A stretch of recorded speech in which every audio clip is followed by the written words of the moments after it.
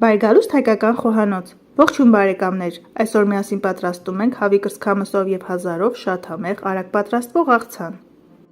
Նախապես խաշում ենք 400 գրամ հավի կրծքամիս, մի փոքր աղ ավելացնելով, այնուհետև պատառաքաղների օգնությամբ այսպես բզկտում ենք, կարող եք նաև մարացնել ձեռքերով։ Որպեսզի հավի մսով աղցանները համեղ ստացվեն, ես միշտ գնում եմ տեղական արտադրության ամբողջական թարմ հավ։ Կրծքամիսը օգտագործում եմ աղցաններ պատրաստելիս, իսկ մնացած մսակտորներով պատրաստում եմ համեղ ապուրներ կամ այլ ճաշատեսակներ։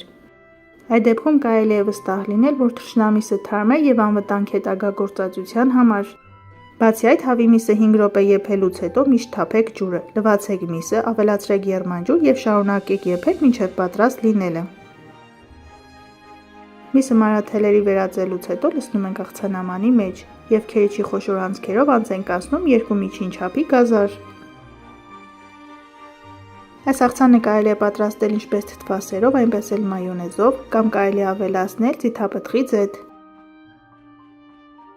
1 կապ հազարը հոսող ջրի տակ լավ լվանալուց հետո դնում ենք աղաջրի մեջ 5-ից 7 րոպե, այնուհետև կրկին ցողում ենք սառը ջրով, ջրքամում ենք, մանր կտրատում ենք և ավելացնում ենք մնացած բաղադրիչների վրա։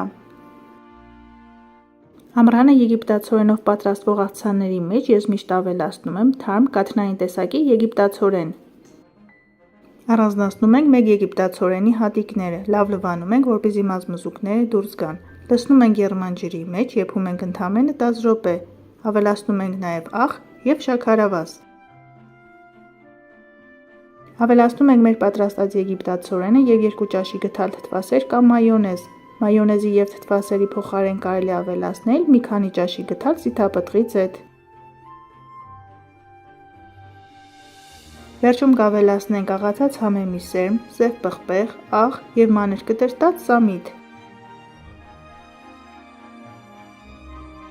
Որպեսզի աղցանի մեջ հազարը խրթխրթան մնա, այս աղցանը պետք է խառնել մատուցելուց վայրկյաններ առաջ։